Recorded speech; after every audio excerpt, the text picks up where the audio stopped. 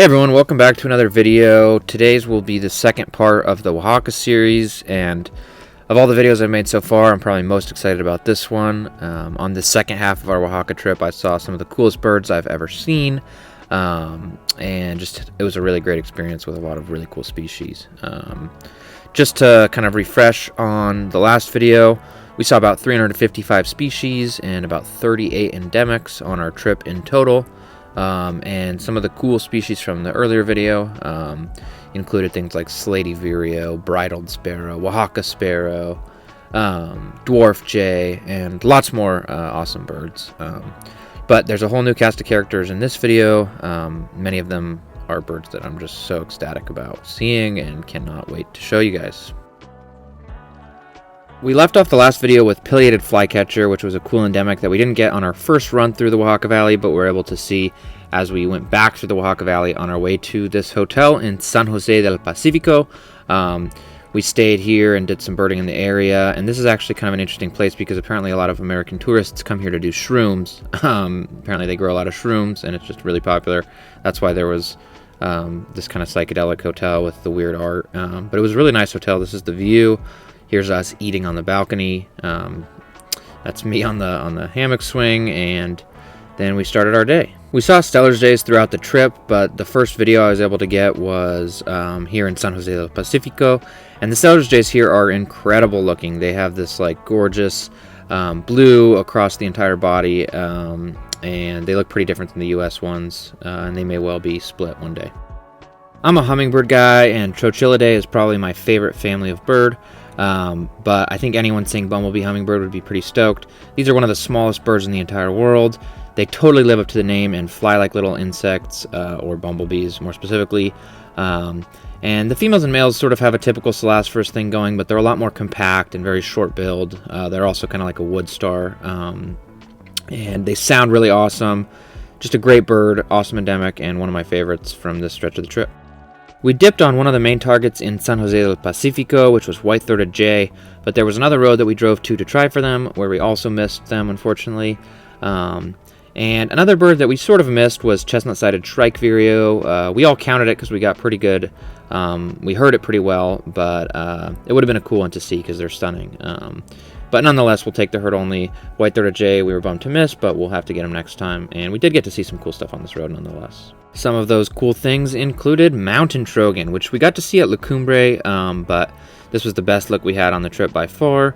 They're not too dissimilar from elegant trogon, which makes its way into the southwestern United States. But trogons are always cool to see, regardless of if they have similarities to other species. Common Chlorospingus was especially cool because we got to see the northeast Mexico subspecies early in the trip, and then got to see the southwest Mexico subspecies, which is here in this video. We were all bummed not to get great looks at garnet-throated hummingbird. We mostly saw them from behind feeding on flowers, but do yourself a favor and look this bird up because it is a stunning hummingbird, and I really look forward to seeing them better whenever I return to their range. After we left San Jose del Pacifo and covered that nearby road I mentioned, we went to yet another road that was a little closer to our next destination, which was Pluma Hidalgo. And we birded this area for a while and got some really good endemics as well as some new trip birds, and here they are. Believe it or not, gray-crowned woodpecker is actually in the same genus as northern flicker, which is a really familiar bird for most people in the United States. Blue-capped hummingbird was one of the coolest hummingbirds of the entire trip and a very endemic species. Wagler's northern emerald toucanet is a really cool subspecies that's pretty different than the ones I had seen previously in Costa Rica. The Wagler's subspecies is actually endemic to Oaxaca, and may well end up being a split one day. They were really cool birds to watch. They had some cool vocalizations and just kind of did their thing. We were able to watch them for a while. But if Wagler's ever does split, it'll be a great armchair lifer for us, and if not, we still enjoyed seeing a different sort of subspecies than the more common one in Southern and Central America.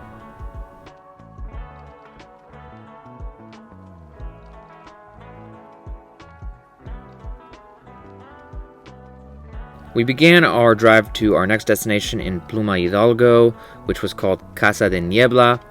It was a really awesome lodge that basically translates to cloud house. And Pluma Hidalgo is another pretty touristy town, kind of known for its coffee. But the drive to it was gorgeous because the sun was just sort of beginning to set, and so we were excited to get to Pluma and see the full sunset. And as it worked out, we got to our lodge right at sunset basically, and it was just so stunning. The lodge, you can see almost all of Pluma Hidalgo as well as the entire range. It just has this great view, and it's also just a great lodge with really nice beds, and the owner and worker there were incredibly nice. We chatted with them for a while, and I cannot recommend staying here enough if you're ever in Pluma Hidalgo. We left the lodge for a quick session of night birding and got eared porwheel as a herd only, unfortunately, but still an awesome species to pick up. We also got Middle American screech owl as a herd only, and got to see really great views of ringtail, which was just awesome for everyone. Besides the eared porwheel, red-headed tanager was one of our main targets for Pluma Hidalgo, and we picked one up in the morning, as well as Mexican hermit, which we had missed earlier in the trip with a few chances, and so we were glad to pick it up here in Pluma. We left Pluma Hidalgo and headed to the Huatulco area to look for a number of new species for the trip. This area is sort of lowland coastal scrub forest, and it was really nice birding. Rufous-naped wren was one of the first species we got here. These guys are found in Costa Rica and a good bit of Central America, but they were still awesome to run into. Spot-breasted orioles are massive. They're introduced in Florida, but seeing them wild was really cool, and you'll have to excuse my poor videos. With their enormous size, vermilion heads, and cool vocalizations, pale-billed woodpecker was one of my favorite non-endemic species of the trip. In the last video, you may have heard Keith say they do look like a tiny myarchus, and he was talking about this bird, the flammulated flycatcher, which is very similar to myarchus, but is not actually a myarchus. I just had to sneak one more pale-billed woodpecker video in. Russet-crowned motmot was the second motmot species we had on the trip, but probably the coolest, and in this not very good video you can see it doing the classic ticking clock tail movement that motmots are known for. Red-breasted chat down. Red-breasted chat. Later on in this video, you'll see the bird that took the place for #1 bird of the trip, as far as we were concerned. But until we saw some of those later species, red-breasted chat was a serious contender for coolest species on the trip. They're in the family Cardinalidae with things like Paranga tanagers and cardinals. After Huatulco, we headed to the Copalita area, where the Rio Copalita is, as well as this estuary that flows into the ocean. And there were a ton of birds here. Here are some of them. Reddish egrets were some of the coolest species we saw at the estuary, and overall the composition here was pretty similar to the United States, with lots of egrets, terns, gulls, and familiar shorebirds. But regardless of how common they are in the U.S., it's always cool to see high numbers of birds in any area. Lots of magnificent frigate birds jetted over, which was a nice trip bird and always a cool species to run into. This neotropic cormorant frenzy was quite impressive to watch. They were actually in the ocean and must have been feeding on small fish. It's kind of cool because typically I see neotropic cormorants in freshwater, so seeing a bunch of them in the ocean like this was sort of a new sight for me that I enjoyed. Black vultures are common as can be, but I always find myself compelled to take photo or video of them whenever I see them perched close. Tricolored heron, like reddish egret, is another example of a bird that is cool no matter how common it is in areas you're familiar with. I've seen a lot of these in Florida and the Gulf Coast, and even one in California, but I'm always so stoked to see one. This video shows elegant and royal terns, and the elegants are sort of in the middle of the frame with longer, wispier bills. This video just goes to show how many different terns, gulls, and other species were present at this estuary. Take a second to quiz yourself on this one.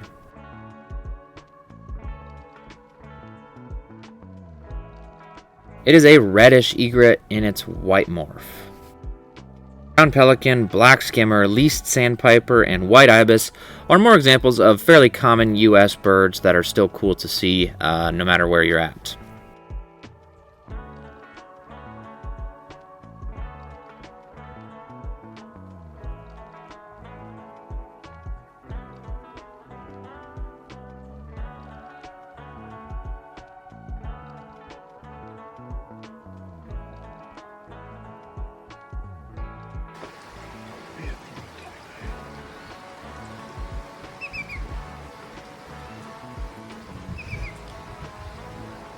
Yellow-winged caciques are really nice looking birds. And one thing that I did not realize about orpendulas and caciques until several years into my birding career is that they're actually in Icteridae, which is the same family as blackbirds, meadowlarks, and orioles.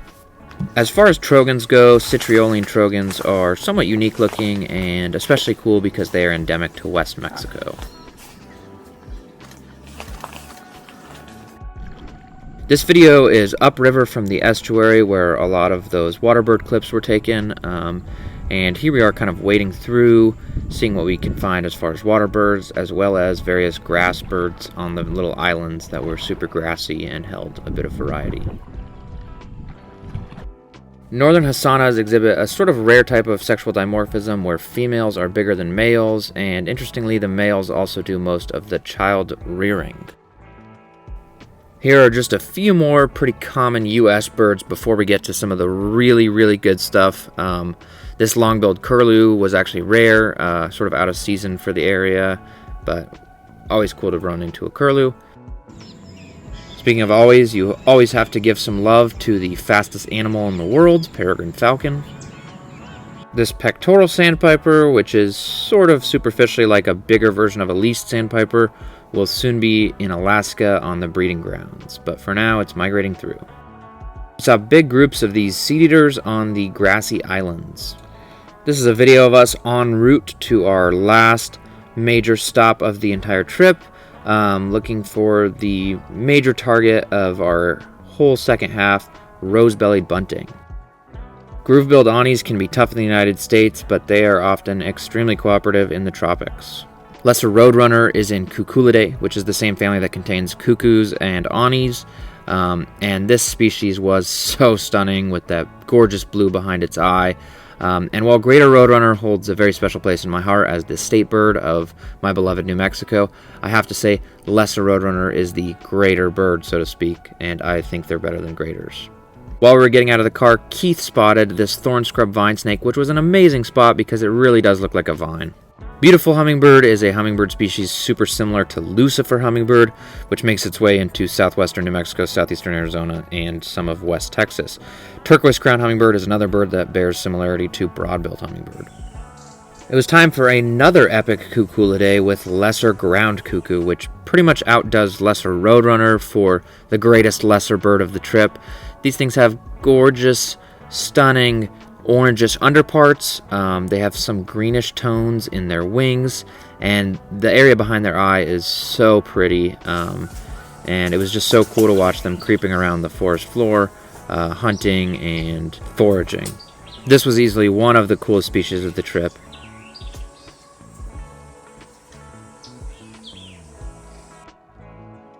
After hours of frustrating, quick, and fairly inconclusive looks at Rose-bellied Bunting, our main target of this entire half of the trip, we finally got good looks, but it was of a female, which is pretty but really does not do a justice to the species. White-throated magpie jays were quite abundant, but as far as abundant birds go, can't get much better than this gorgeous species with an insane tail and crest.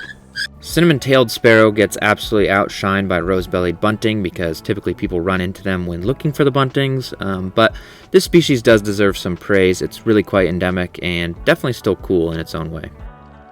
We still could not find a Rose-bellied Bunting, which was starting to seriously bum us out because they are too cool to miss, but seeing our first good looks at a male orange-breasted bunting was certainly a nice, pretty distraction.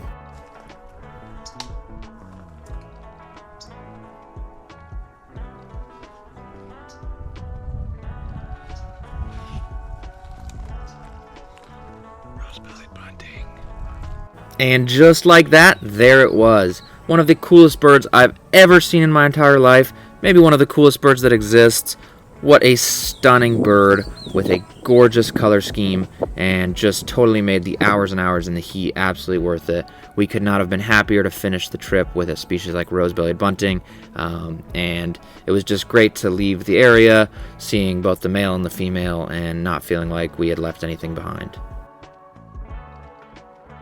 We continued to head back toward Oaxaca City before taking our respective flights home to the United States, and just like that, an awesome trip came to an end. Thanks so much for joining us on both of these videos, and hasta luego.